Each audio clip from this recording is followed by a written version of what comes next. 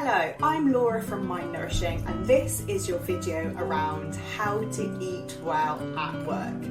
So obviously nutrition plays a huge part in how we feel, and nutrition is quite literally how we get our energy, support our gut health, and in the previous video you'll have learned how supporting our gut health can also help our mental health. So what I thought I would do is go through some key ideas and key top tips so that at work you can be able to support your nutrition and feel as good as possible. So most people ask me about snacking, and snacks can play a really pivotal part in providing additional nutrients to you throughout the day. However, sometimes convenience and maybe sugar cravings can mean that the snacks that you have are a little bit depleted in essential nutrients and might actually cause more sugar cravings and lack of energy throughout the day. So one of my top tips when it comes to snacks is ideally to have a bit of a plan so that you're not reaching that mid-afternoon point, tired, hungry, and then popping off to the local shops to grab a chocolate bar. Yes, that's fine once in a while, but ideally you want to have a plan so that when you might get a bit hungry or need a little bit of a pick-me-up, you've got something nutritious there at your desk, in the car, out and about, that can really support you. So when it comes to snacking, one of the key elements I often recommend is that the snack has a source of protein in it. The reason protein is so essential is that protein, when it's in a snack and when it's in other meals, can really support your blood sugar levels. So remember I said earlier about how sometimes when you have something sugary and a sugar craving, it can actually lead to more sugar cravings.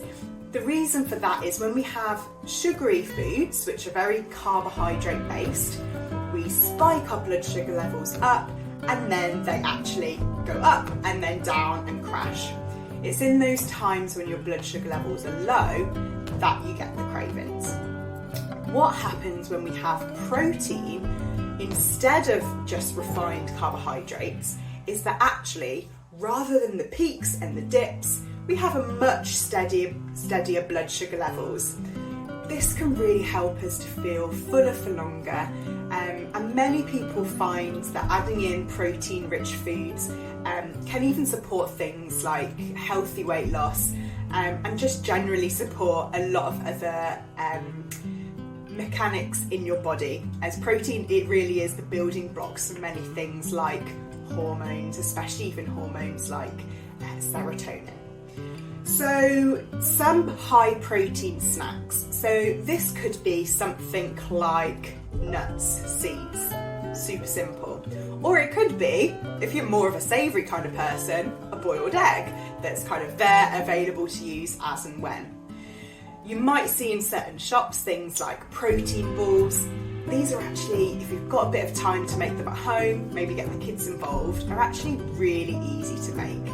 And often they're just made up of certain things like peanut butters, nuts, seeds, sometimes things like dates that give it a really lovely sweetness. And these naturally sourced sugars alongside the proteins don't have as much of an impact on your blood sugar levels. Other really tasty protein-rich snacks are things like hummus.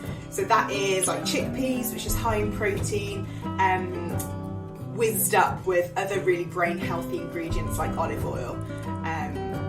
Obviously, this might be harder if you're out and about, but if you are working from home or if you're in an office environment, or if you get a meal deal where it's got one of the carrots and hummus, that could be a really nice snack to add in as well. Obviously, the other part of the story is that things like fruits and vegetables are always really handy and quick and easy snacks.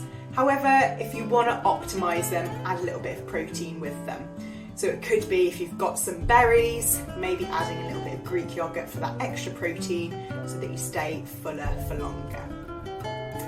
The next kind of big part of our nutrition in our working day is obviously our lunch. So I know many people sometimes struggle with lunches, especially if their mornings are really busy and they didn't have time to prepare, which sometimes can then mean that either lunch is skipped or you're just grabbing something from the local shop, local takeaway, just to get you through. So probably the first thing you want to think about is actually having a bit of a plan. When you're doing your shopping, are you adding things on that shopping list that will be able to support your lunches?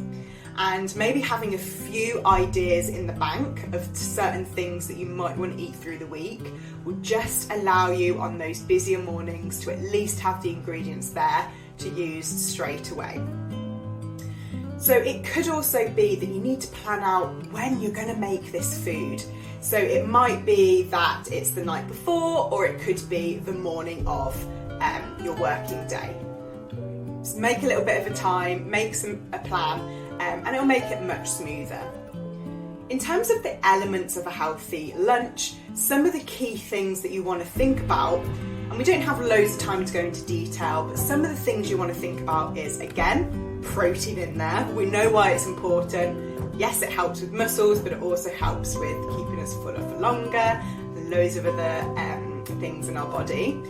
But we also want to make sure that in this lovely meal in the middle of the day, we get some good colour in there.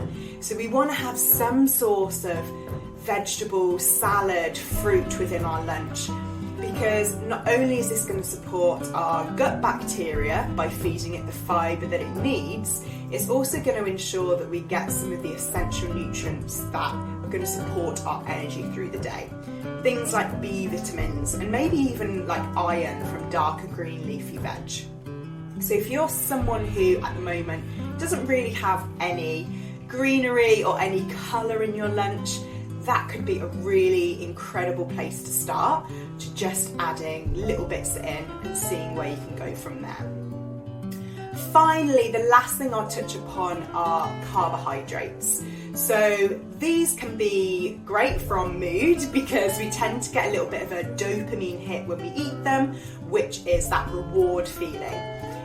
However, sometimes people can overdo the carbs, especially if we aren't having a really busy working day and we're using our body in lots of ways. So when we eat quite a lot of carbs and we're not active, we can sometimes store those sugars in our muscles, or we store them as fat.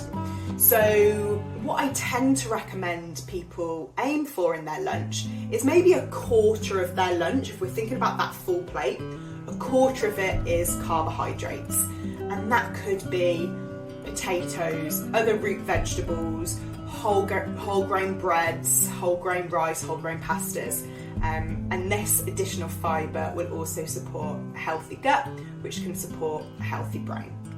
So what I really recommend you do now is just take a few minutes to think about some of the key things around your snacks, around how you're going to plan your lunch, and about what specifically you're going to have in your lunch.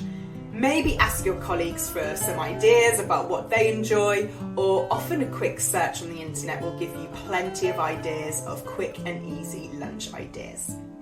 I hope that was really helpful. I really look forward to hearing if you do change your lunches, and the most important thing when it comes to lunches is taking a pause and enjoy it. So I really, really hope you enjoy